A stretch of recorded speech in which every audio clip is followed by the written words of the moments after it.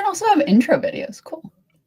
Yes, we can. And now for sports. That was RJ. RJ, how are you today? I'm doing well, Matt. How are you? Shocked and appalled that Davis Schneider is a leadoff hitter in the World Series. Yes. And Toronto up 2-0 in the top of the second. So that is exciting. It's very, very exciting. And I need to go put this link in here old Discord. But yeah, very exciting. We have sports as we're talking about sports to do sports. Very exciting. Nobody drink when RJ says sports, please.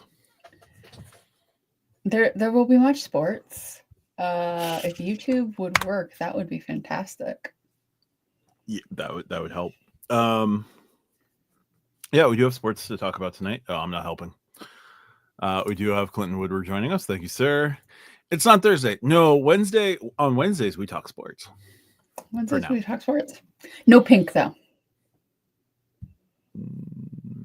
That's fair.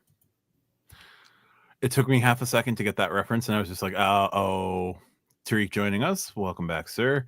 Sports ball talk. I'll be chilling with the sports. Well, we've hit the Tariq trifecta on that one. Sports ball, and chilling. Let's see. What do we got here? I've posted in the Discord, so that has happened, which is very exciting. Let everybody know that we are live. I apologize for the disparate reds on the graphic this week, guys. I was doing it from my iPad, which does not let you use the little dropper feature, so I couldn't match the reds exactly, so I had to wing it. So before anybody becomes a critic of my art, I did what I could with what I had. That's fair. We can guarantee two things tonight. One, we will be off before the end of this Blue Jays Dodgers game. Can we, Matt? Because you and I have done some things. So Tariq, no. I'm sorry. Yes, I stayed up for all of it. I don't know if Matt did. I assume he did. No, I stayed up for all of it. I watched till the very last pitch. We start recording Stack Your Points at 11 p.m. Eastern time. We went for, I think because we do a pre-show, which is basically us just going through the document, making sure we all understand each other's questions. There's usually non-relevant stories. There's non-relevant story time before the podcast, which sometimes we don't actually start recording until midnight. That is a thing that has happened more than once. And it's usually not just me. All of my co-hosts like to gab. So we started recording. We did the entire show, a nearly 3-hour show, and there was still baseball. So we did an entire Stack Your Points for as verbose as we can be. Still baseball going on, and we started at 11. So I was impressed with us. We did things.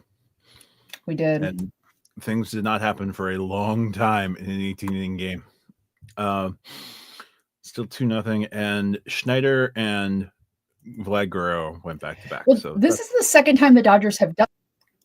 This is the second time the Dodgers have done this. The first time was in 2018 against my Red Sox, which the Dodgers also won that game, but the Red Sox won the series.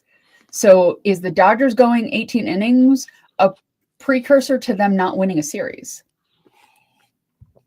We will only find out, because they lost game 4, and they're not off to a great start in game 5, but, stuff happens. Yeah, so, and Brad Paisley sung the national anthem at both baseball games, and he is a Dodgers fan. So maybe he can just not sing the national anthem for the Dodgers anymore.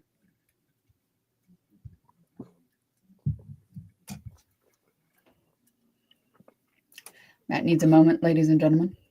Sorry. If I am the head of the Dodgers PR, you know what I'm not doing anymore? Booking Brad Paisley to sing the national anthem in the World Series.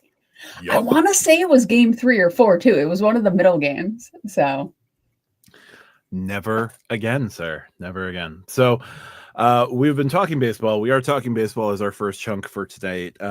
yep. RJ, your first point here is 18 innings is too many innings. It is. Like, but I don't know how to fix it. Like, I don't like the starting somebody on second thing that they do in the regular season. I mean, there's not really a way to fix it other than hit ball better and pitch better. Like, can't really do much. I do like soccer always has the out of penalty kicks, right? Like if a soccer game goes into extra time, still tied after extra time, you can go to penalties. You can't really do that in baseball. Like there is no thing you can do to be like, all right, we've been playing this for 12 innings. We're going to go to a sudden death something. So this has been experimented with. Oh, please. Rob Manfred, in his infinite wisdom, used one of the lower tier leagues, the Frontier League. This is like way out. This is like Grand Junction, Colorado, Billings, Montana. That's where these teams are. It's called the Frontier League. It used to be like a rookie ball league. That is the Frontier. Now it is a development league, like a semi-pro collegiate development league. For at least a year, they did a sudden death home run derby. Sudden death home run derby. Yes. I don't know if I need my baseball game to end with a sudden death home run derby. Hockey has the shootout now. Hockey has the shootout, but penalty kicks and a shootout, though, feels different to me than a home run derby. Sudden death home run derby. Because, well, people do love the long ball. Like there are other ways to score in baseball, like a single or, stolen base or whatever, where with, sorry, I saw Philmo's comment and I need a second. But with baseball, there's a lot of ways to score that aren't a home run. Where with hockey and soccer, the only way to score is to put ball into net of varying sizes.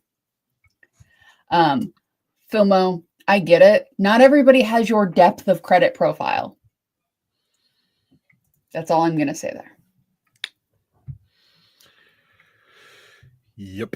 Or your spend profile. No.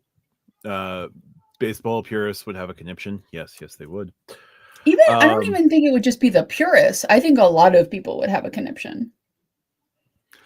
Yeah. I think it only lasted a season. I know that it was a thing for at least a year and nobody liked it. I mean, I don't like the sound of it.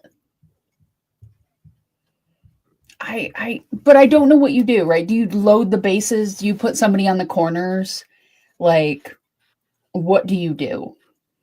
Nothing. You enjoy the game. But 18 innings is 2 full baseball games, man. The World Series is going to be 8 games of games. You have put a ghost runner on in the regular season. You've ruined the regular season with the ghost runner. Like you have done many other terrible things like the pitch clock. You've done the universal DH. Just let a game be a game. Yes, it's 2 full baseball games. You know what? That's BOGO, man. That's awesome value. Do you know how much World Series tickets cost? You just have the price of the World Series ticket for one game. You also sell more ads because there are more commercial breaks because there are more innings. You don't like the pitch clock? Fucking hate the pitch clock. Okay, tell me why you hate the pitch clock. While the pitch clock speeds up the game, right? You are forced to. I prefer PitchCom. I like PitchCom. PitchCom's nice, right? PitchCom eliminates the need for signs and therefore sign stealing. Like it's a good technology for the game. The pitch clock, while it speeds things up, like it doesn't give. It takes away from the pitcher, forces the pitcher to work faster. It forces the pitcher into a brand new routine Now, it's better for guys who are like developing with it, yes, but like you've got to get into this faster routine. You've got 15 seconds with runners on base. You've got 25 seconds, I think, offhand. I don't remember the full rule on pitch clock, but like you've got 25 seconds with bases empty. You've got 15 seconds with bases occupied, and you're pushing that routine. Throwing a baseball is not a natural motion. Pitching It is not. is not a natural thing that humans do, right? No, the Tommy John surgery, I believe, explains that it is not natural. Also, thank you for the $4.99, Keith. Absolutely. TJ surgery, labrum surgery, TOS, like these are not normal things. Injuries and rates of injury have gone up with pitch clocks.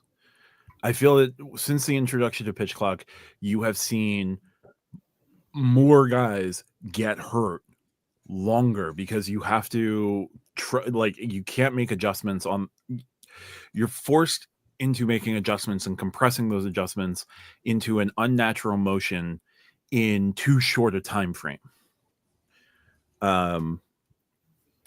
Pre-pitch clock guys, like I'm surprised the pre-pitch clock guys like Verlander and Kershaw and Scherzer have sustained with it, but those guys are also freaks of nature when it comes to like what sort of training they put in the off season, especially since they are all approaching or older than 40. Yeah, I think it's a bit like Tom Brady. Like his Tom Brady was a weirdo, but like his stuff was so different than everybody else's that he could do things because of his particularness. I was also a huge fan of, like, he wasn't a great pitcher by any means, but the pitcher that is the reason we have pitch clock today is Steve Traxel. Steve Traxel took his time between pitches because, like, he had to, like, assess what just happened, reassess what just happened, and throw it out in the manner, like, in between each pitch. Like, the dude was obsessive compulsive. But, like, I had no problem with that. Oh, we need to make baseball shorter and more exciting. No, you need to let baseball be baseball. Sharik is also asking if you'd be okay with the pitch clock if it was slightly longer or if it was a longer pitch clock. I think I'd be okay with pitch clock. 30 seconds for a man on base and 45 seconds in between pitches with bases empty. I think that's okay. Increased injuries due to the pitch clock versus the desire for pitches to throw 100 fastball and high 90 breaking balls. That also doesn't help, but that is also due to, you know, that I feel like pushing that to push the guy to throw triple digits all the time, to make his breaking ball as hard and fast as possible is also part of the pitch clock. I think the pitch clock begat that new frame of reference because you only have a couple of seconds now in between each pitch. You need to hammer the zone with as hard and as fast as you can. Yes, and I love Steve Traxel for taking his time and you know, basically just telling everyone fudge off. I have a feeling, and I can't prove it right now, but I would call it a hypothesis. I would call it a theory that the push to throw as hard and with as much breaking stuff as possible is partially due to the pitch clock. Acme Acres believes that 30 seconds is too long for them to have between pitches. Though some of it is like the batters have to like do 4 signs of the cross, a pentagram, and like a smiley face in the dirt with their bat, and then check the 19 pieces of protective gear that they wear. And I get it. I get why they wear protective gear. But when it takes them 15 seconds just to unstrap everything before they go to first, it's too much. Yeah, no more Garcia DePera didn't help with the whole pitch clock bit. Nor has Juan Soto with whatever the hell shuffle thing he did with his Soto shuffle. I'm sure that didn't help either. Yeah. But right now the Blue Jays are up. I think you and I are both interested in what happens in this. Who do you have, Matt? Who do you have to win this here World Series? So it's Snell in game. This is game 5. Snell through game 5. I mean, getting back to Ohtani would be hard. You've got to. They're going to go back to. Did Yamamoto throw game 4? No, I think Yamamoto threw. He threw game earlier. 2. Yeah, he was earlier. So I guess Yamamoto's got to go kind of come back for game 6, and then you kind of have to figure out whether it's Kershaw or Ohtani in a game 7. I'm still curious if the Jays can get the pitching that they need to get it done. Savage is not necessarily a guy I think of, but he's also relatively new and he's doing fine so far. I don't know, but I would love the Jays to win because Shane Bieber is one of my favorite pitchers in baseball, and Shane deserves a ring, so that'd be cool. I don't love the idea of Max getting his 2nd ring in 3 years, though. Ring Tank, we're glad, as people who do credit card podcasts, we're glad that you're flying. So I hope you had a wonderful trip. I would like the Blue. So here's an interesting thing we can say, Matt.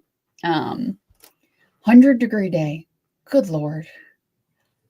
That's just too hot. I am a Red Sox fan. We've talked about this before. You are a Mets fan. We have talked about that before. You and I were not born for the 86 game. But we've had different clubs since that game. I tend to, if the Yankees are not in the World Series, I tend to root for the AL representative in the World Series. So right now, it is the Toronto Blue Jays, who are a division rival of the Red Sox. But they are the AL representative for this here competition between the AL and NL. Now, I understand over the years, baseball has gotten closer, right? Like the differences between the AL and NL are much, much closer now than they ever were before. The universal DH really sort of didn't necessarily make it different between the two sides. Yep. Do you do that? Like, are you rooting for the NL side? Do you not want the NL side to win? Do you just pick whichever team you like better? Do you stay neutral? How do you go about picking your team that you're supporting Craig, I'm sorry, for whatever reason it didn't give your name, it just gives the tag, and I didn't realize that was you. I am sorry, Craig.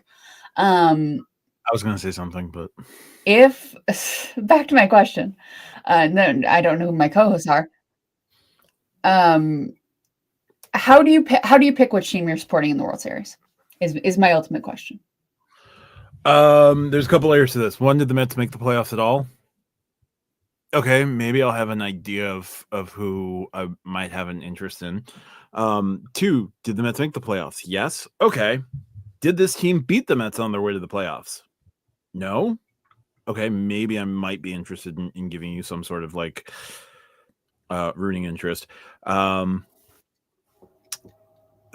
it's sorry, Craig.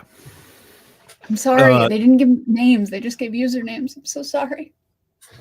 Vlad Guerrero walked. Then, did the Mets make the playoffs? Did this team beat the Mets in the playoffs? Yes. Okay. Well, I don't want them to win. I am more likely to just default to the AL team at that point. There are exceptions, and we've lost RJ for the moment. Some of those exceptions being, is it the Yankees as the AL team? Then I don't want the Yankees to win. I am probably just going to be rooting for a Meteor to hit at that point. We got Pyro joining us with Go Habs. They're off to a good start, and Lane Hudson's pretty good. FOMO's world, as long as the Chiefs don't somehow win the World Series, it's all good. I would be amazed if the Chiefs won the World Series. So as I was saying, I am more likely to default. Sorry, guys. My internet decided to not work for a second. Team Asteroid. I am back. Perfect. So yeah, I tend to go to the. I will tend to fall to the AL. There are times where I would prefer the AL team to win. 2006, I really wanted the Tigers to win, not because like I was a huge fan of the way that team was made up. I just hated with every passion of my being the Cardinals and what they did to the Mets in Game 7 of the NLCS. So I urge for the Tigers. That was a mistake. Most years I'll probably end up rooting for the AL team. Most of my favorite pitchers happen to be in the AL. Bieber, Skubal, Kirby. Now, do you root for the AL team because they're not going directly against your Mets or potentially against your Mets in the playoffs? Or is it like just because your pitchers that you like are there? So this year it's a little bit easier since it's Bieber. Scoobs got pretty far. I would love to see Scoobs win a World Series. Kirby threw in the ALCS. I hated that he didn't get through, and he was the unfortunate victim of Game 7.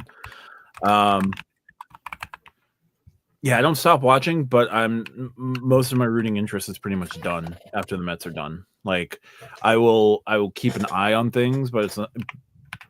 But I could also I don't know the full path of most teams after the Mets are done. It's like, oh, the Yankees are in the wild card series. Okay, cool. Oh, they didn't advance. Sweet. Like, I could barely remember all of the playoff teams from this year, across both leagues. Like, I know the Dodgers. I know the Brewers were in there because I think they were in the NLCS. There was the Cubs. There was the Phillies. I want to say the Reds qualified for the wild card over the Mets. I can't remember off the top of my... Yeah, it was the Reds because they got in on like that second to last day or that last day because the Mets just love throwing away their season in the last week of the year. I don't know why. The Mets. They are the Bears of baseball. The Mets. Guardians, Tigers, okay. Oh yeah, Tanner Bibby's also one of my favorite pitchers. The Yankees losing made me happy. I just wish they hadn't beaten the Red Sox first. That put a slight damper on it. Yeah, it's like the only team that I cannot bring myself to root for is the Yankees. Like, I'm fine with the Blue Jays. I'm like, if Baltimore ever got in, it would be like, good for you, buddy. Like, the only team in baseball that I physically cannot make myself root for is the Yankees. Being a knuckleball pitcher is incredible. Like, every time I think of knuckleball, though, I think of Tim Wakefield, and then I get sad. I think of R.A. Dickey. I do think of Tim Wakefield. Knuckler is just cool. I loved it that George Kirby snapped one off for like right after word of Tim Wakefield. I remember watching that, and when I tell you, like, I love sports, I don't often I get animated when I watch sports. Matt has seen me get animated after the podcast is done filming and we're watching sports before we disconnect the call. I do not often get like verklempt when it comes to sports. You know what I mean? But seeing that knuckleball, like, that was one of those moments where I'm like, this, like, sports really is good. Like, sports really is a good thing in the world that we should celebrate. Like, that was pretty cool. So I like that. Do you think that the 18 innings like hurts the Dodgers more than the Jays? Because the Jays won the next night and now they're up again. We don't know how this game's going to go, but also Shohei Ohtani was in the entire 18 innings and then pitched. So like, there's that. That probably did not help him in particular.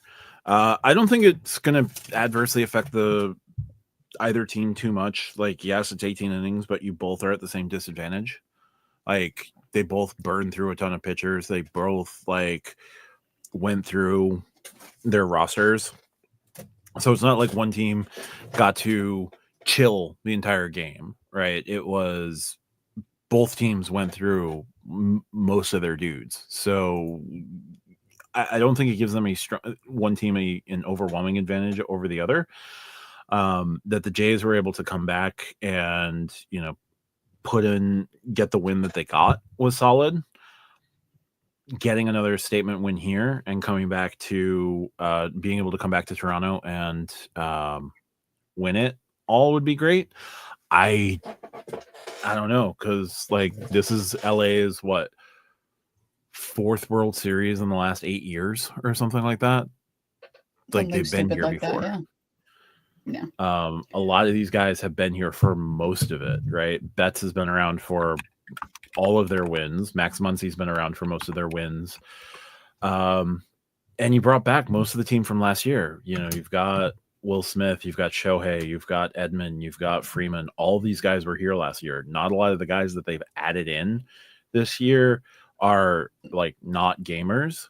A lot of these guys, like, I respect the shit out of Alex Call. Like, I like Alex Call's game. But yeah, it's interesting to look into that, but I don't know how much it's going to play into things. No, that's fair. All right, Matt. Yep. So we're going to try to talk basketball. We do have we have two basketball stories. But we're not going to go to basketball now. I'm going to let Matt be happy, and we're going to talk about hockey. It is a World Series. No, I'm not even talking about tired. Sometimes you can't use a guy multiple days in a row. Like their arm doesn't work that way. Human biology happens. All right, Matt, we're going to put baseball down for a second. We will give sporadic updates as this live goes on. But I want you to tell me about hockey, because I'm trying to be a better hockey fan than I am, which is a low bar, I admit. Tell me about hockey. Yeah, so not a lot to really cover at the moment. The season's ongoing. Some guys are off to really good starts. Nick Schmaltz is somehow leading the league in scoring, which is weird. But the NHL had its most recent collective bargaining agreement completed over the summer. And in that collective bargaining agreement, the previous maximum length for an NHL contract was 8 years. In the most recent CBA, they shortened that to 7 years starting in this season. The quirk is you can still sign an 8-year extension until, I believe, November 15th. It's either November 15th or December 1st. Well, it is October 29th, which means that if you're going to have your players signing 8-year contract extensions, you kind of got to get them done now. So in that vein, 2 players today have signed 8-year extensions with their teams. One is Logan Cooley from the Utah Mammoth. He is off to a blazing start as well. I believe he's playing on the same line as Nick Schmaltz. He just signed an 8-year, $80 million contract extension, kicking in next season. So Utah is good to go with him. They've got a lot of center depth as well. And Dallas's Thomas Harley has also signed an 8-year extension for $84 million, where he got $10.5 million per year. I'm just highlighting these just because the 8-year deal is going away very soon, and it's it'll be very interesting to see. And one of the things I'll be tracking over the next little bit is how many more 8-year deals get signed in time. So can I ask you some questions as somebody who is not a hockey head who is trying to learn more. Yes.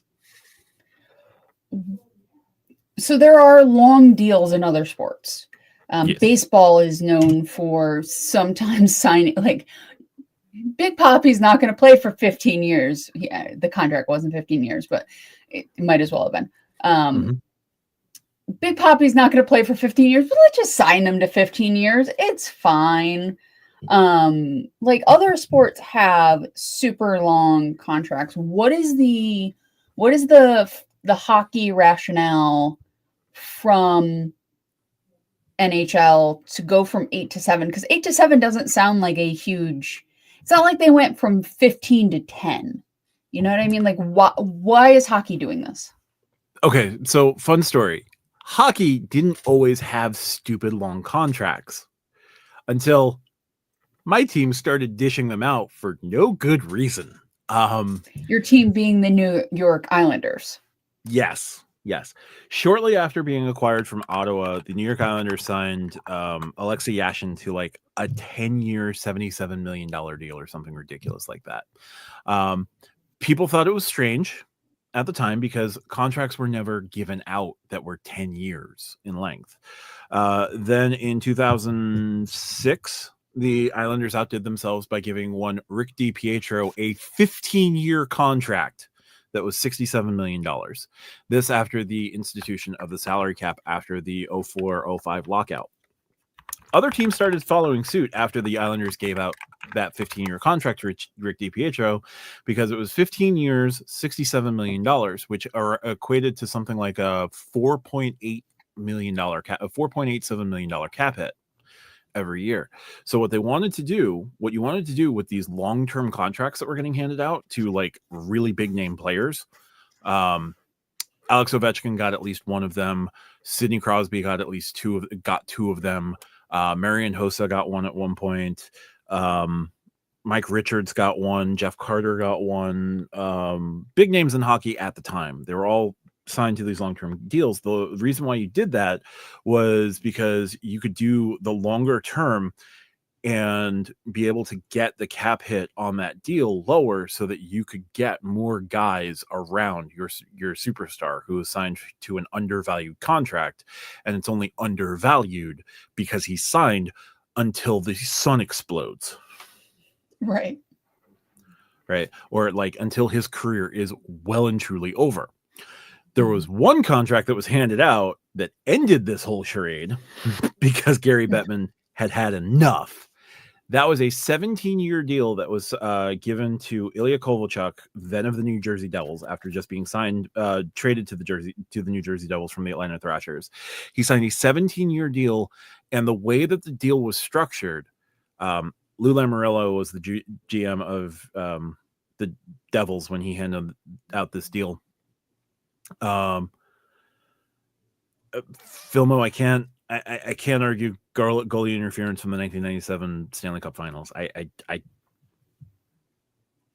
But you know exactly what game it is. Oh yeah, no, it was the deciding goal of the series. And you know, Hasek had to go win his rings in Detroit instead of winning one in Buffalo, where he should have won one. Anyhow, so Kovalchuk's contract was voided. The Devils had to like pay a pretty big sacrifice of picks and all of that. So after that, the league went from you can't have these stupid long-term contracts anymore. The maximum number is 8, where 8 is a number they determined 8 because if you gave somebody coming off of their entry-level deal an 8-year contract, you would eat 2 years of free agency. Because their entry-level deal is, if they're entering the league at 18, most entry-level deals are 3 years. If you're drafted by a team, your entry-level deal is 3 years. If you are signed internationally, your entry-level deal is usually 1 year, but then you're a restricted free agent for about 3 more years unless you sign that first year deal when you're like 26, 27. So the idea was to at least, you know, if you're going to be giving a young superstar a max contract, they would get another bite of the apple while they're still in their prime. Now, you know, the 8-year deals are are such that they're taking up a ton of they're not taking up a ton of cap space now, but there is a rationale. There was a rationale of going from 8 to 7, so that that those entry level guys, because most of those guys are going to end up getting signed to those deals. Like Matthew Schaefer, who's an 18-year-old with the New York Islanders, he won't be eligible to sign a 7-year contract until his second year. He's completed the second year of his contract. But the Islanders would behoove them. Yes, the Thrasher logo was awesome. They can't put another team in Atlanta, but they're going to put another team in Atlanta. So Schaefer can sign his next deal after he completes the second season. It would behoove the Islanders to sign him to as much money over 7 years with the increasing salary cap to like lock him in and like be able to build around him.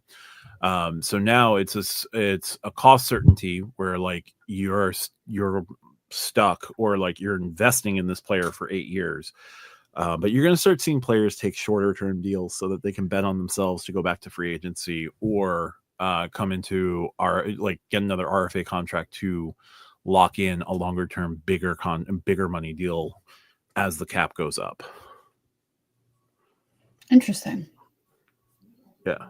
Because when the cap was first instituted, it was like $70 million a year. It was a $70 million cap. So you wanted to get as many dudes on your team sub $5 million. That is an incredible logo. Just it's up truly there. That is an amazing logo. It's way up there.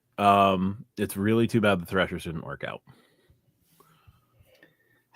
Well, they've gotten soccer to work in Atlanta, which I didn't think was going to happen. So maybe they can get hockey to work.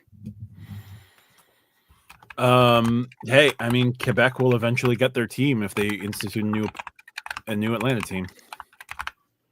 Are you insinuating that? Are you insinuating the team would fold in Atlanta and be moved? History dictates yes. Lord Stanley's Cup is on its way home to Toronto. Lord Stanley's Cup does reside in Toronto. Yes. I don't know that it's going to go down the street to Rodgers Center. You want to talk about is what, the Maple Leafs? Yes. Hey, look at me knowing hockey. You want to talk about a team that is like Da Bears? The Maple Leafs are Da Bears of the NHL. Is it worse than, hey, Jays just got a triple. They got a man on third, 2-1 in the top fourth. Are they worse than the Buffalo Bills going to the Super Bowl 4 years in a row and coming home with 0 rings? Yes, because they haven't even gotten to the dance. Oh, that's not great. Marion Host's contract. Yeah, that's another one. And then his skin disease. So fun facts about the Maple Leafs while we're in hockey. Haven't won the Stanley Cup since 1967. Haven't been to a conference final since 1993.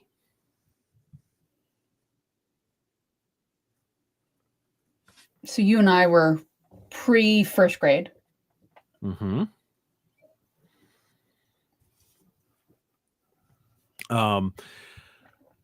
They, for the majority of John Tavares' contract that just expired, and he's re-signed to, I want to say signed up for like another 5 years there. That's hilarious. For the entirety of that contract, for the entirety that they had the core four, their big four-headed monster forwards, and you can't possibly not win a couple of rounds of playoff hockey with Austin Matthews and Willie Nylander and Mitch Marner and John Tavares. They went to the third round exactly 0 times.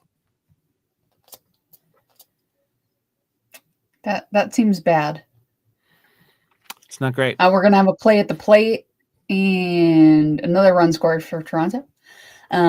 If the Toronto Blue Jays win a World Series, can the Maple Leafs just show up for the parade? Does that help them? Can they just show up and be like, we would like to participate? We like this. Hey, no. Okay. No. If I'm the Blue Jays and they win this thing this year, first World Series since 1993, I would tell this crew at Rodgers Center to sit and spin. No, boys. You win your own trophy. So Filmo, I'm a different part of New Yorker than you are, but I am still a New Yorker, and the Bills are the only New York football team. I will hear no other excuse because geographically they are the only New York football team. And your quarterback is looking good. Marriage apparently agrees with Josh Allen.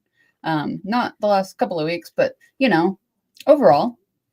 So we'll see this week. We'll talk about the Bills Chiefs later, but we'll see. I'm optimistic. Any other hockey things? Your boy that you talked about last week did not continue his streak. No, he hasn't scored points since. Matt, it's like if Tariq gets a credit card, Matt does a sports story, and the streak ends. Would they not go to Parliament last week? Would they not go to Parliament because they're Canadian? They could technically. They may be invited to the White House, but like they're more likely to show up at the Prime Minister's residence if they so chose. Like, does Canada do that? I don't honestly know. Because Justin Trudeau is taking Katy Perry now, so up is down, black is white, dogs are cats. So, fun fact, I wouldn't know because the last Canadian team to win anything was in 1993. So I was too young to know. It was the Blue Jays won the World Series and the Montreal Canadiens won the Stanley Cup. That was back in 93. That was the last time Canada has won any sort of national. Oh, no, I'm sorry. I am completely blanking on the NBA Finals that the Toronto Raptors won. My apologies, Canada. Justin Trudeau just went down and hung out with the team. Like, he went to Toronto. They didn't have to go to Ottawa. They don't do the whole like show up at the Parliament, have the president like pretend to know sports if it's not like Obama. Like they don't do that show and dance. No, because Canada's civilized. Canada just seems like the older sibling in a lot of ways to the United States, like close, but like raised differently. Yeah. Maybe the cousin that like is low contact with the rest of the family. And it's just like, we'll see each other at Christmas. Yeah, the mature. War crimes apparently helped them mature. So, you get a DUI in high school and then you mature. Apparently Canada had to go through that experience. Yeah. So yeah, that was hockey. We still got football to cover, so let's jump into football real quick. Matt, yeah. I as a New Yorker, very close to New Jersey, or at least closer to New Jersey than I am. Yeah. The Jets have won a football game, Matt. How? Well, they were against the Bengals. And the Bengals are having some issues right now. And the Jets put up 39 points. And the Bengals put up 38 points. Which means the New Jersey Jets won a football game. They're not going to go scoreless. Thank you very much, sir. $20. Hello to you too. James. Welcome in. We appreciate you very much, sir. But the Jets have won a football game. They cannot go over this year. They cannot be the Lions. They will have at least one win. I mean, they've been 1-16 before, so I guess this is kind of par for the course. Who are they playing for with the top overall pick? Like, I know that it's the Jets and the Saints kind of in that, like, who will get the number one overall pick kind of bad. But is it really going to be Arch Manning? Because he's not playing. I don't think it's going to be Arch Manning. I don't think it's going to be Arch Manning. You know, it also depends on like who they need. Right now, they just need a quarterback. Yeah, the Bungles. Packers also beat the Bengals, so that makes me very happy. Yes, the Bears have won the Super Bowl. Yes. Anyway, but yes, the Jets have won. Just taking a look at the scores from last week. And we will get Kirby mentioned doing a fantasy football roundup for the league. I will do that in a moment. But last week had some interesting score lines as far as who did what for what. The Vikings got absolutely smoked, 37-10. The Dolphins beat the Falcons because up is down and black is white. Ravens got a win over the Bears. The Bears. Texans beat the 49ers, which I always enjoy watching the 49ers lose because we usually lose to them in the playoffs. So it makes me really happy. The Giants lost. So the New Jersey area did not go 2-0. The Patriots look oddly good, which is annoying. Colts won, which we'll be talking about the Colts more in a minute. And the Green Bay Packers won. And Aaron Rodgers had to use a silent count at home, which just brings joy to my heart, Matt. There is nothing like a long tenured quarterback playing against his former team and getting beat, especially when that quarterback is Aaron Rodgers and that team is the Green Bay Packers. So I'm not as good with parlance as, one would think that I would be when it comes to football. What is the difference between a hard or loud count and a silent count? So a silent count is something where it's a nonverbal way to snap the ball versus an actual like yelling out verbal. Mm-hmm. So you're using some sign because nobody can hear each other. So you actually have to watch the quarterback, which can take time away from the actual snap. You can't hear anything. Because usually when you're at home, so if say they were in Lambeau, right? Mm-hmm. And Jordan Love is about to snap the ball, the home fans are going to be quiet. They're going to stop cheering because they want the offense to hear them. They want the offense to hear each other. Right. Okay. But when you travel, so when Jordan Love is at the Steelers, they're going to be loud when he's about to snap the ball because they don't want the Packers offense to hear themselves. So Rodgers, because the Packers fans travel so well, Aaron Rodgers could not hear at home because the Packers fans were yelling, "Go Pack, go," which is the universal Packers chant. Okay. So Aaron Rodgers, instead of it feeling like it's basically like he lost home field advantage. Like the advantage of playing at home in football is it's quiet. It's relatively quiet when you're on offense, so you can hear each other. Obviously, you're not going to hear a pin drop, right? But on the field, it's quiet enough where you can have your huddle, you can get everything going, and then go. Where when you're on the road, that's much, much harder. They use silent counts a lot, but I shouldn't say a lot. They use silent counts, but it's not usually something that you have to do at home, especially if you have, like, the Steelers have a dedicated fan base, right? Mm-hmm. That is not a team that is unfamiliar with, like, being dedicated to your team. And the fact that the Packers fans were loud enough where Aaron Rodgers had to use a silent count says a lot about Packers fans. And I am one of them, so I would like to highlight this, as we all do when we're fans of a thing. But yeah, the idea of a quarterback like Aaron Rodgers having to use a silent count at home is notable. Got it. So okay. That. Just looking at the Jets schedule this year, they should not be 1-7. No. Week 1 they should have won that game against Pittsburgh.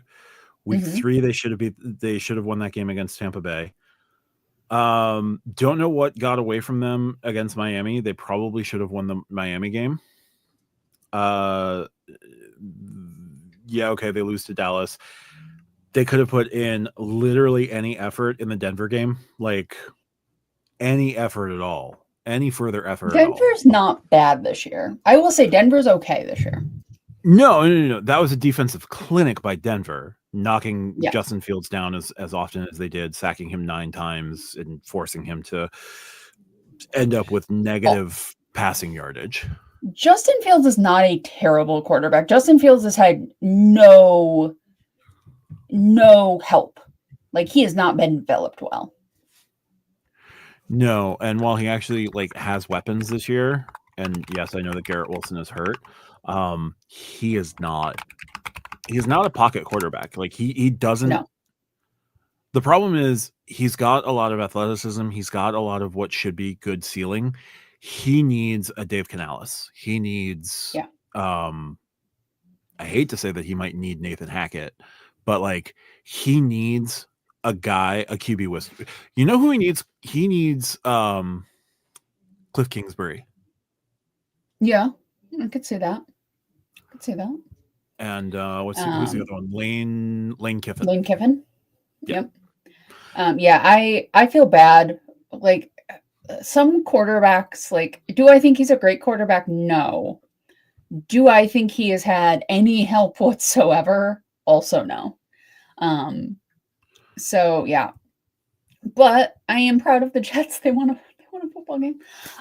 Carson Wentz had to come out and tell people that the Vikings are not forcing him to play football because he looked like he was in so much pain in his game that people were concerned for his safety. Carson Wentz is not a young man anymore. I believe he's in his 40s. He's either in his very late 30s or his 40s. And he had to explain to people, no, I was willingly playing. He's only 32. Good God, I thought he must have been super young during that Super Bowl run. Although, report from ESPN 2 days ago, Carson Wentz to have season-ending shoulder surgery. Ba-bow.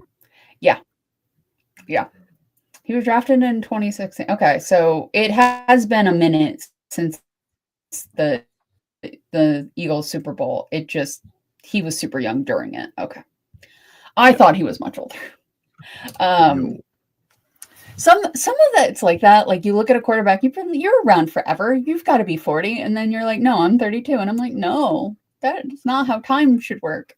Anyway, so yeah, he had to, I thought it was interesting that he had to come out and basically say, no, they didn't force me to play football. I wanted to be playing the football. I'm okay, guys. I will probably need that shoulder surgery, but I didn't have a gun at my head.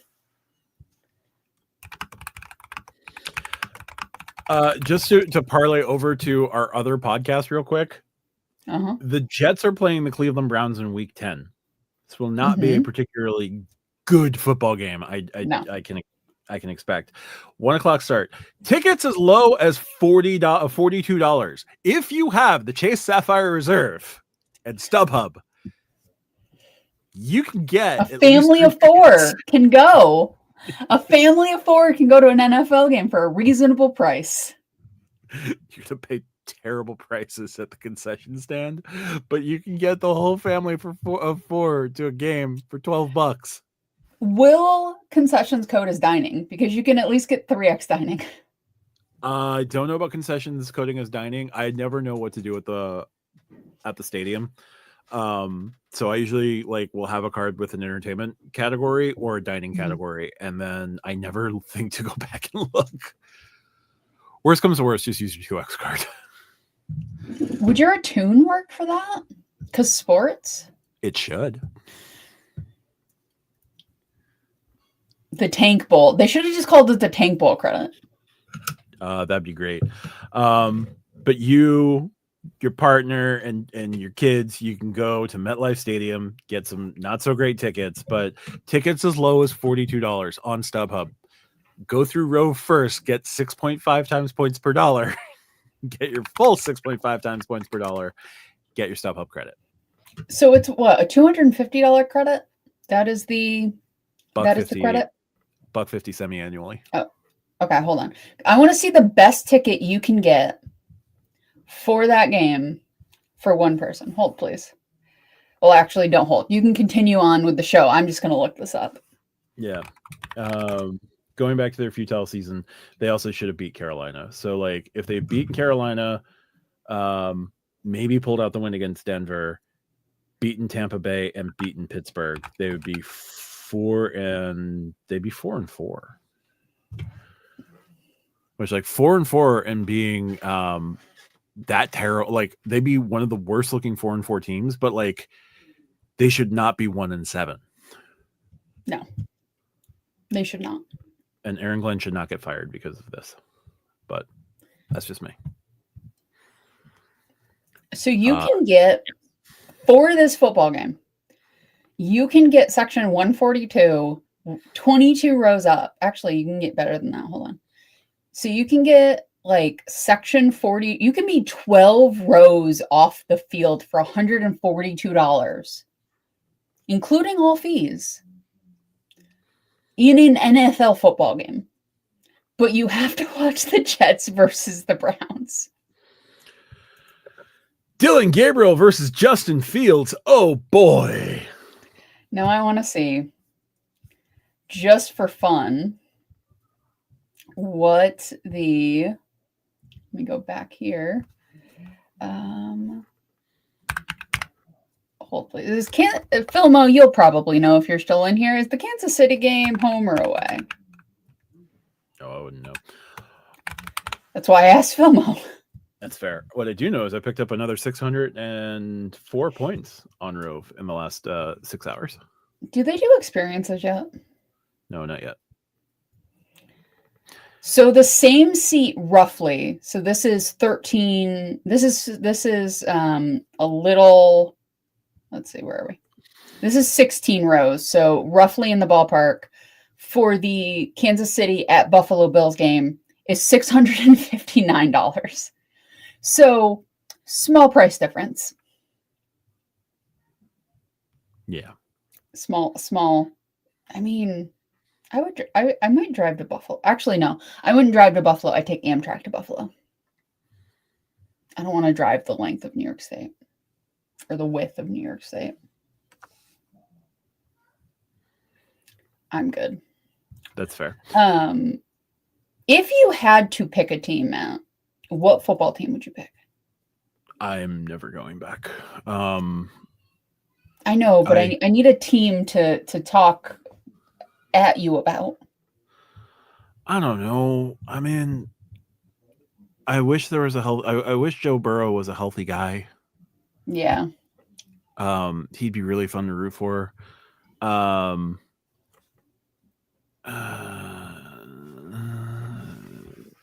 Maybe the Commanders, because Jaden Daniels is pretty awesome.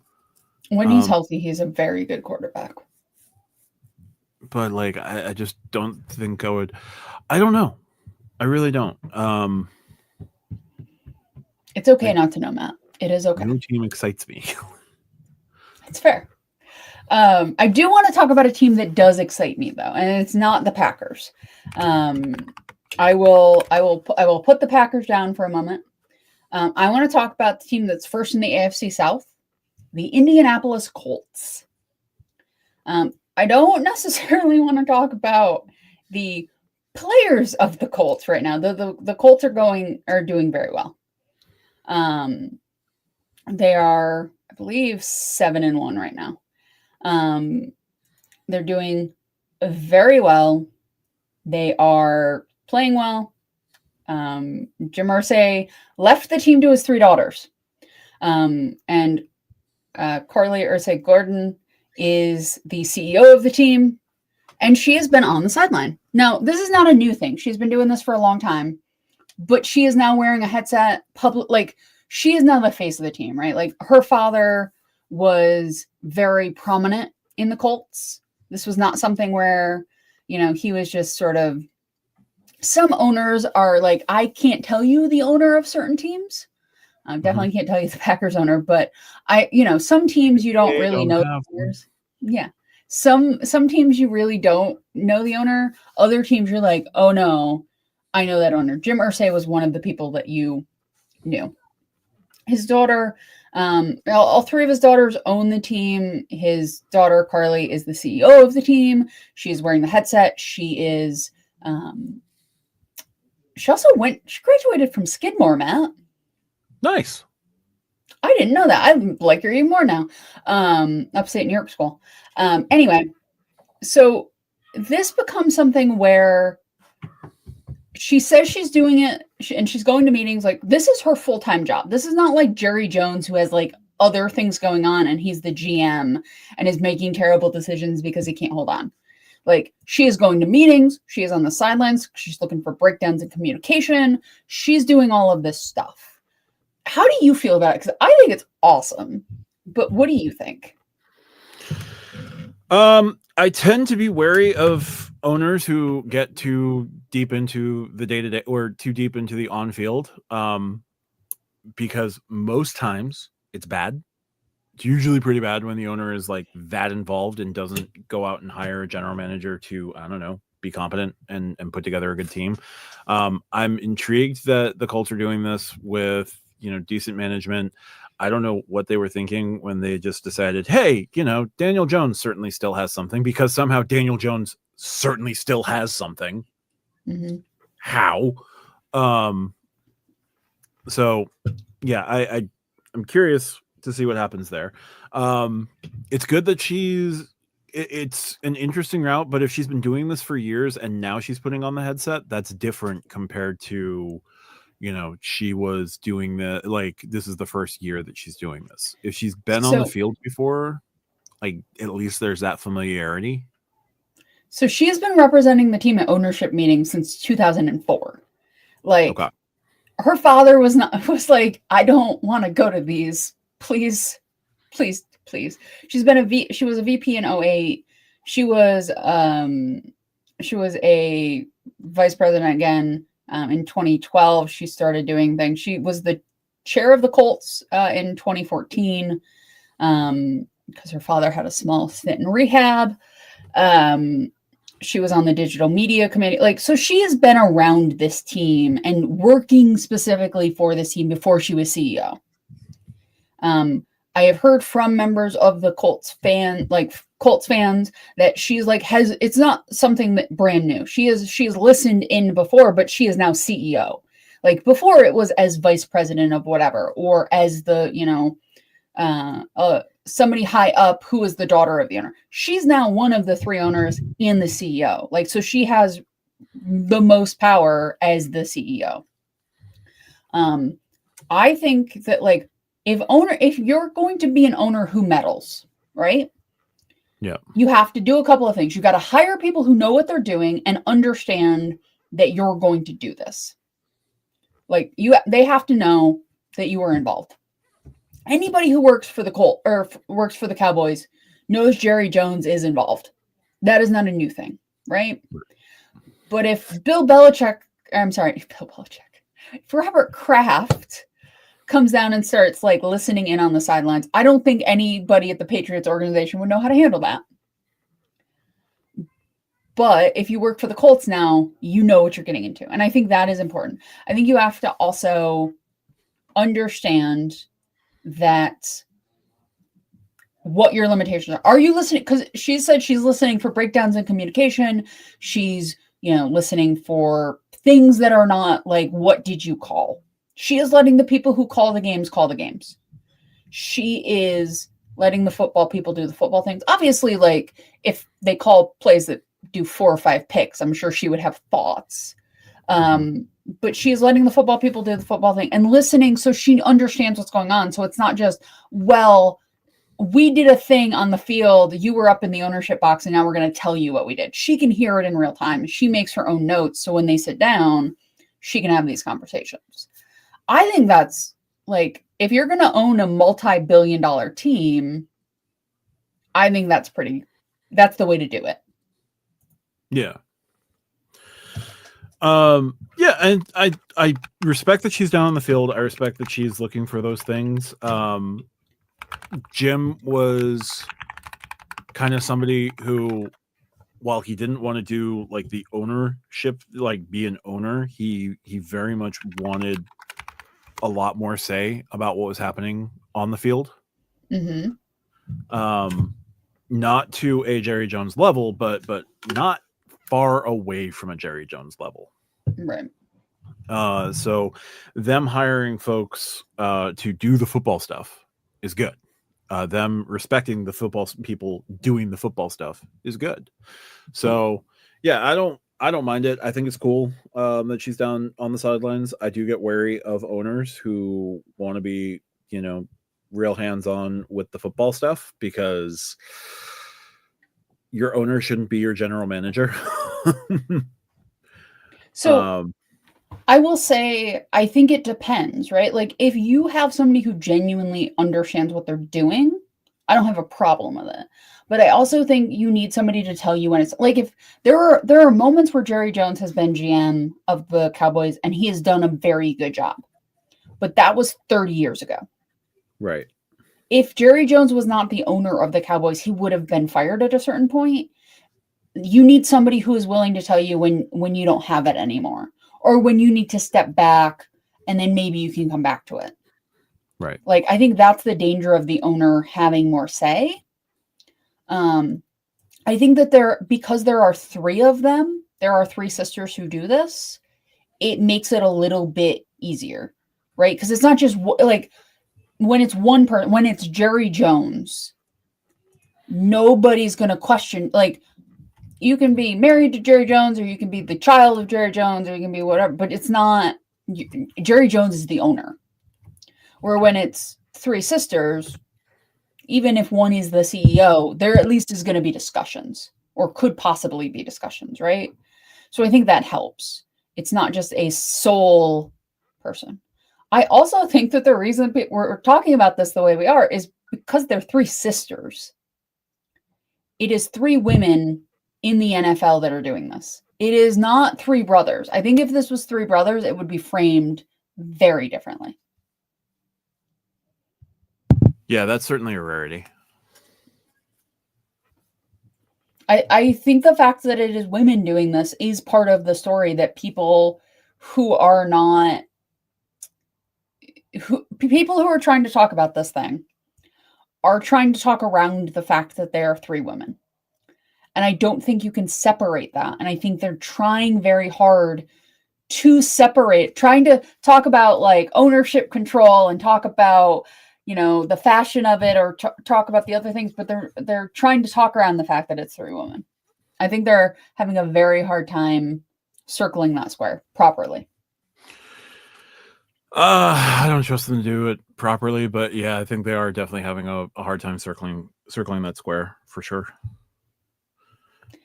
Mostly because like, sports is that old boys club. Oh, I was just saying mostly because, yeah. Like, this is also like Robert Irsay, which is the current ownership's grandfather, like owned the team, and then he passed it to Jim, and then it was passed. So like, this is a thing they've grown up. They have never really like been alive where the Irsays didn't own the team. Yeah. Right. So it is a thing where it's like they grew up around this thing. They are in Indiana. So I find it interesting. Hey, they're 7-1. You know what I mean? Like, no, I mean, right. It's a good story so far. I can definitely appreciate that. So let's wrap on football there. Hopefully, we'll see more coming more in the next couple of weeks. Let's talk about the NBA. Okay. The NBA had arguably the biggest story in sports break literally after we finished this this live last week. Yep. The NBA's Chauncey Billups, who is the head coach of the Portland Trail Blazers, and current player Terry DeRozier or Terry Rozier from the Miami Heat, and I'm probably mispronouncing his name, are both on unpaid leave from the league because they were found to be involved in gambling and mafia-related gambling potentially on the NBA. So they're basically both on administrative leave. They're both being not paid. Another Hall of Fame player from the Celtics was also arrested in the same sting. Now there's an ongoing mafia investigation and a concurrent investigation into sports betting, which the Billups, Rozier, and this Hall of Famer were all caught up in the betting side of things. There's no evidence. There's nothing that I've seen so far that says that they were betting on their teams, which is usually the instant get yourself kicked out of the league and banned for life. See Pete Rose, see the Chicago and Pete White Sox. Rose bet on his team to win. Yeah. And they still said no. Yeah. Because I'm willing to bet he wasn't betting on his team to win. But betting on your team is pretty much the instant ticket to Nowheresville. Yeah. Is it shocking? Is it because we were talking about the NHL and we were talking about the prop bet stuff that was going on with Kalshi and Polymarket. Right. Do you think this is going to cause any sort of effect across the rest of the league to kind of start turning down that free money? Because DraftKings is a big sponsor of stuff, right? BetMGM is a big sponsor of things. You're going to see Fanatics has started their own sport book side of things. Is this going to cause any sort of pause in all of this? No. I think it's going to be a pause when Patrick Mahomes and Travis Kelce and Lamar Jackson and Josh Allen and 40 quarterbacks and running backs and wide receivers get caught up in one. You know what I mean? I don't think one or two guys doing it is enough. It has to be something that is so big that you've got the third string of two premier teams playing against each other in Sunday Night Football because they're the only guys left. It's got to be something where the fans get to a point where they're oh, there's no integrity here. And I think at that point they will start turning down the free money. But I think right now it's cocaine. This is cocaine for the leagues. This is how they turn back the streaming wars and all of that, right? They're not getting people in person as much anymore because you can just watch it. They're not getting the TV deals baseball. The regional TV deals was how a lot of baseball teams made money for a long time or had their own little fiefdoms. Yankees have their own little fiefdom. I think the Mets and others have theirs, right? So that you have these little fiefdoms. People aren't paying for those channels anymore. They're not paying for cable anymore. So I think that the sports betting, the part of the reason that it became so popular with leagues is because it filled in the gaps of the things that they were no longer getting elsewhere. And owners like money. I don't know if you knew that, Matt. Owners like money more than they like common sense. So I think part of the problem is that you have this quote perfect solution to the fact that they're not making money on the historical streams, the historical ways they would usually get money. And it seems logical. People are going to bet on sports anyway. We should have a cut of that. It's like Apple being if you sell a product, we should get 30% of it, or Google doing that, right? If you're doing it on us, why shouldn't we have a cut, right? The problem is as soon as you legitimize sports betting in the way they have, it's hard to tell a 23-year-old, don't bet on the thing that you can bet on because there's 19 platforms that we're pushing for you to bet on that thing. Yeah. And your family bets, and I guarantee more players than any of us are comfortable with have relatives who bet that are betting basically for the player. Like it might not, and again, I don't think Patrick Mahomes needs to bet on sports to like get his money, right? But like whoever his best friend is like, I got an account, Patrick. Who you think is going to win between the Cardinals and the the Cardinals and the 49ers? Like, who you got? Right? Like, those conversations happen all the time, even if he's not actually betting. Yep. That's what happened to NHL player Shane Prince last year. Is it Prince? Yeah. No, sorry, Shane Pinto. Shane Pinto apparently had an account, or he was using a friend's account for like non-NHL bets, but it came out that he was on one of these betting platforms, and the NHL suspended him for a number of games. He's also currently the league leader in goals scored right now, but like for a couple of games last year, he had to take a seat. So how much money is enough? Here's the thing with capitalism and with billionaires, and there is no limit. Yeah. There's no limit. Private equity. Yeah. Activist investing, VCs. The Dodgers have made the $700 million of Ohtani's entire contract in 1 year off of marketing, tickets, and merch.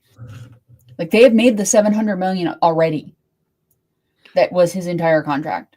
Like, and some of those marketing contracts were sports betting, even after his near miss with the sports betting. And like, I don't know if he was involved or not, but I don't know. But I find it very hard that he wasn't. So we have this system that incentivizes people. Like you either gotta like actually, like I think they should give every player an account and then be able to actually track what they're betting on.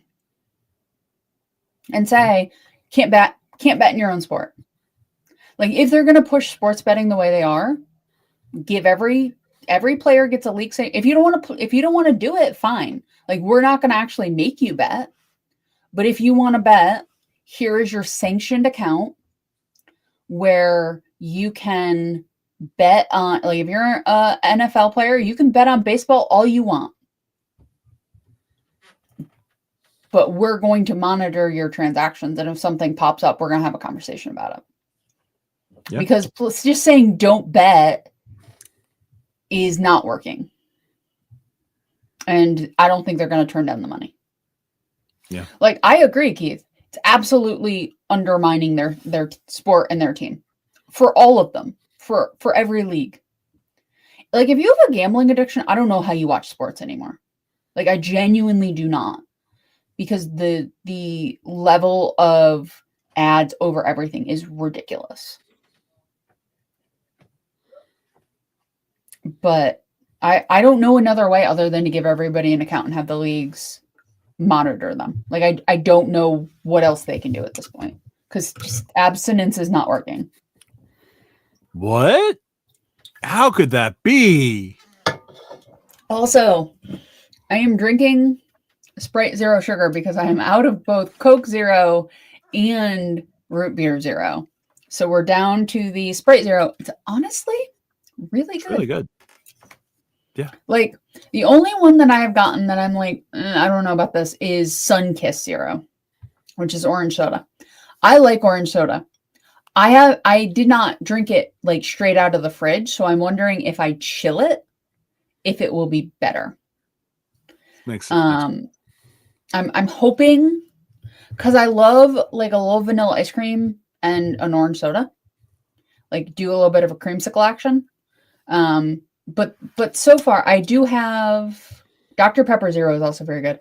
I do have root beer and Coke Zero coming. So I'll have everything properly in order before we record on Monday. I had to go out.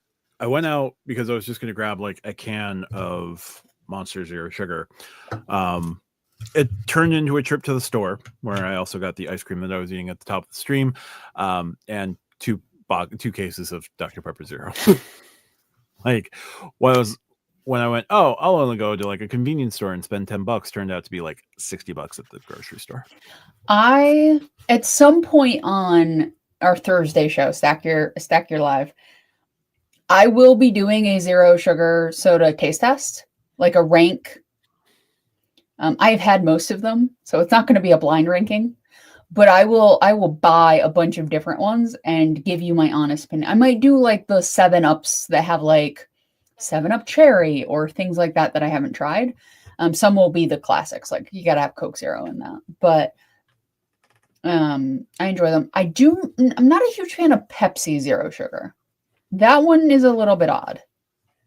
I drink it, but not my favorite. That's fair. That's fair. We'll have to follow up on that. See how that goes. How do you stop gambling when there's crypto? You don't stop gambling. Like there's gambling all around us, honestly. Like crypto is gambling, sports betting is gambling, the stock market is gambling, real estate investing is gambling. Stock market is fancy gambling. Wall Street bets exist. It's no longer fancy. This is true. Meme stocks became a thing. So how do you stop gambling when there's crypto? You don't stop gambling. The gambling's all around it. Everything is gambling. Yeah. I'm gonna dive into our credit card podcast for just a moment. Matt, I have hit the sign up bonus on my green card. So I now have 55,000 member rewards points. I have 16,000 Rove miles with not a whole lot of work being done for them now. You love your Rove miles. I do, and now I'm just picking them up because I did videos saying, hey, this thing works, and now people are going out and booking hotels with it, and it's fantastic for me because I'm getting 500 points a pop. How do you prevent gambling? You good education and critical thinking skills, both of which are vanished in this country. I don't know. I don't know about that one, Matt. I don't know how we can do that. Yeah, I genuinely don't know how we're going to. Ooh, I have a $60 Hilton credit still to use this quarter. Sorry. I don't know. I don't know how we're going to be able to solve this. Yep. I don't know. The other NBA story that I had real quick, will make our co-host Tariq very happy. Victor Wembanyama, and I am butchering his last name, but Wemby, as he's affectionately known, dude's off to a start. Yeah, tell me about the start, Matt. He's averaging 31 points per game. That is impressive. He's averaging 2.8 assists per game. Not great. He's shooting from the field goal range at 60% so far, which feels pretty strong. He's averaging a double-double per game, and he is but he's nowhere close to a triple-double per game. But dude's off to a start. So just wanted to shout out that, 31 points per game to start. 7'4" in his third season in the league. Is he taking over the league this year? No, but like he's doing pretty good. So San Antonio has themselves a superstar. That is definitely impressive. I will give him that. Yeah. Meanwhile, look, Brooklyn 0-4 to start the year. Hooray! Who is the best New York? Like, I'm going to take the Yankees out for a second, though. The last millennia, they have not been great. Who is the current best New York sports team?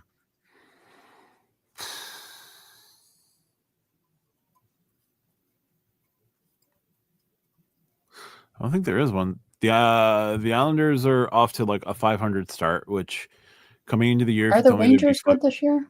No. Oh God, no! They're falling apart. Like everything's going horribly for them. I'm just naming New York teams at this point. They brought in Mike Sullivan to kind of fix things. The Liberty went from winning the WNBA championship, and I guess they won it in a fluke, maybe. I don't know. Others would know better than I, to like getting bounced in the first round. There were some coaching issues. The Liberty are very good. Like the Liberty have a very good roster. I would accept the Liberty, but yeah, they play inside the state of New York. Like that's the thing, is you must play within the state of New York. So you're saying that Red Bull New York wouldn't count? No, the Red Bulls do not count. Neither does Gotham FC, who have won a championship lately. Do they play at Red Bull Park? Yeah. Okay. So NWSL team. Yeah. Okay, so Red Bull New York finished 10th in the Eastern Conference, so they're not particularly good. NYFC finished 5th in the Eastern Conference, so I guess they're pretty good. And NYFC is moving from Yankee Stadium to what will be developed as a soccer stadium at Willets Point, right next to Citi Field. Like, I want to say the Mets might be one of the better teams in New York, but like they just collapsed and missed the playoffs. But what is more Mets than collapsing and missing the playoffs? I don't know. Winning in the playoffs. They're a weird team. They go from the NLCS to not even making the playoffs in one season, and like they were dominating the season for the first like third. The Liberty might be the best New York sports team at the moment because. Okay, Matt, I have a question for you. Yeah. The Islanders are 500. Would you rather the Mets win a World Series or Wells Fargo get one of the big 3 hotels and big 3 airlines? Oh yeah, Binghamton won the Eastern League, won the AA championship. That's nice. Rumble pony, rumble. Sorry. I don't know, man. Credit cards are weird. Yeah. I want Wells to put out a good enough product to entice one of the big 3. Any of the big 3s. Well, I'm going to say any of the big, big 3 in hotels. AA leaving City right now would just be the most City thing ever. Yes. And I actually could see it happening in the next 5 years, inside the next like 3 to 5 years with the way that City's operating. Anyway, no, I would take the Mets winning World Series. I like credit cards. I like the whole like thing with credit cards. I like travel. Don't get me wrong. I need the Mets to win a World Series. Do you think they will do it in your lifetime? No, not with the way they are. Not with the way my luck is. Hell no.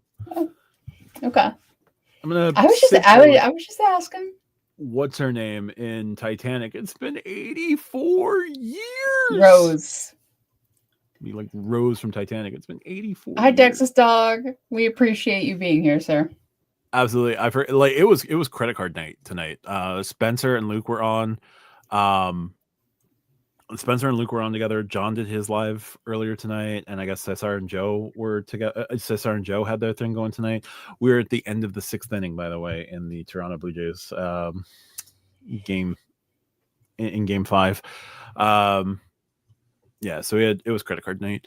No pause, Mets greater than credit cards. Yes, credit cards are silly. Like, we love them obsessively, maybe a little too much. But at the end of the day, like, your sports fandom is going to come out ahead of a credit card. Yes. So if I could get 2x on my platinum, I could take the Red Sox not winning a World Series for 10 years. Like I would selflessly give up 10 years of the Red Sox winning a World Series for 2x platinum. You've also seen 3 Red Sox championships at this point. Yes, which is why I would give it up for 10 years. Yeah. I also just bought points for a year so I can get 20x on Rakuten. Please hold. Actually, 24x because I did the Rakuten card. Please hold.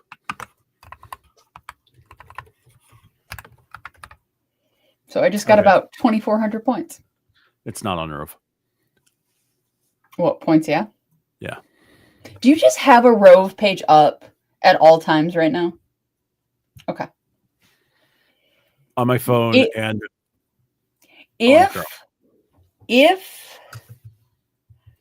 Sorry, I'm getting my receipt from points, If you had to pick, if Rove and Wells Fargo were both dangling over boiling oil, and you only could save one of them. Rove. Wow. So much for Mr. Wells Fargo. Here's the thing. There's always other banks. There are, but you were Mr. Wells Fargo. The value prop here is just so good. For now. Yes, absolutely for now. For now. I don't know, man. Your Rove miles can... I'm not... You really do have the I'm not here for a long time. I'm just here for a good time mindset, don't you? For the moment. Because when you use their miles for flights, that you can include taxes and fees with that. Do you know how many points you can do that with? Breeze, and that's about it. I mean, I use one airline, so... Though I have to figure out how to use 50,000 American miles. Yes. Because, you thought you could prove me wrong. I was attempting to prove a point, and that point backfired slightly. Just a little bit. Just a little bit. 49x on Verizon? Wait a second. Oh no, this is not 49x. It's just 4,900 points. Sorry. Yeah, that one was not good. Don't pitch me 49x. Up to 49x. How is it up to 49x? Sorry. Matt's having a moment, guys. But it's not a great deal. And I don't know. I like the idea of not having to pay anything out of pocket. That's all. Yes, it is, because you can buy your sports ball tickets all sorts of ways using Rove. Look, I fly Delta. It's what I fly. I'm not... With hotels, I am more comfortable having both Hilton and IHG. I don't want to split up between United and Delta because I'm not going to have enough to get anything more than silver on Delta if I did that. Might get silver on United. I don't want to have to deal with two programs. Actually, I just thought of my topic for this week. See? Sports can lead to credit card thoughts. Ticketmaster. The power. Anyway. How many athletes do you think realize they could do some things if they just had frequent flyer numbers or numbers for different things?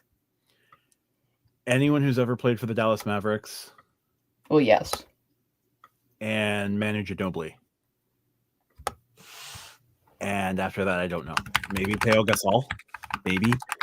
But Ginobili is the big sports name when it comes to the points and miles world because he just got way into it. When you have millions to spend to start. I mean, because I'm just thinking forget anything that's not travel. All of the travel for the team, if they can put their frequent flyer number in, if I could put my Delta or my United or American or whoever, anytime we fly,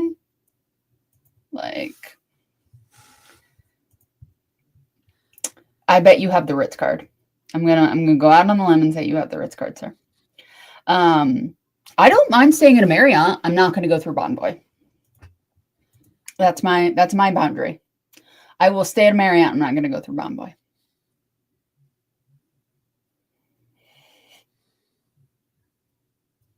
Anyway.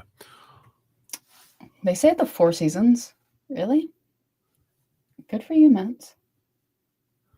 They're owned by multi-billionaires, so yeah, that makes sense. I mean, they're all owned by multi-billionaire, and most of them are cheap. Can you get points on a charter flight? Yes, you can. Sure can. Because a lot of the airlines and like your Velos and Breezes and Allegiance or Allegiant, Sun Country, they all run charter service as well. Like Breeze has, I want to say Breeze has at least one New York sports team as a charter client. And I imagine their service is better if you're a charter client. Oh yeah. Breeze's service is fine. JetBlue is another one that does sports charter as well. Sports charter is super lucrative business. So there is a flight where I could fly from my home airport to Charlotte, have a 6-hour layover in Charlotte, and then fly to DC for only 41,000 American miles. I think I'm going to skip that. By hour 2, you'd want to stab yourself in the neck. Probably. I like North Carolina. I do. I don't want to stay at Charlotte Douglas for 6 hours. Yeah, that just seems like a lot. Yeah. Anyway, for Marriott cards, we need benefits from the FNC. We get big benefits from the FNC and lounge access on you all on the United Airlines card. Yep. If I remember correctly, I think Texas Dog has that President Plus card from forever ago. But anyway, we're in the top of the 7th. Still Jay's 3-1, which is cool. It is. RJ, what are you watching? What upcoming things are you excited to watch? Not the Carolina Green Bay game. I can tell you that much. I will be driving back from Central New York for that game. I willingly decided to go to that game, I willingly decided to drive that game so I didn't have to subject myself to it. I am looking forward to game 6 or 7 because World Series can't go to 4 games now because they lose too much money selling ads. I don't actually think it's a conspiracy theory, but it kind of makes sense. Also Chief Bills, like that should be a very, very good game. And I am looking forward to watching it with my eyeballs. What about you, Matt? I just want to see the next betting scandal break at this point. Like, oh man, does this Chauncey Billups, Terry Rozier thing blow up anymore? Did Kawhi also just happen to sign a secret contract with like Fanatic Sportsbook that we don't know about yet? I know I'm picking on the NBA on that one, but like, what is Thank the you, next Texas Dog? I appreciate you. betting scandal? Because there's got to be another one coming soon. Yeah, there will be. I'm waiting to see like the first major name, right? Like Pete Rose was a name, but he was a manager when he got in trouble. I want to see like the big name quarterback or somebody who gets in trouble. I think that's when it might actually change. One of them might be on the field tonight. Potentially. Allegedly. All right, everyone. We appreciate you. I don't think that Clinton is here, so I'm going to say it. Say goodnight, Matt. Good night, Matt. Oh, wait. Sorry. Have a good night, y'all. Thanks for watching, and we will be back tomorrow night with Stack Your Live. I will be back on location elsewhere. Not in my home, which sucks, and not at a hotel, which also sucks. But, yep, we will talk to you guys soon. Bye for now, and see you tomorrow.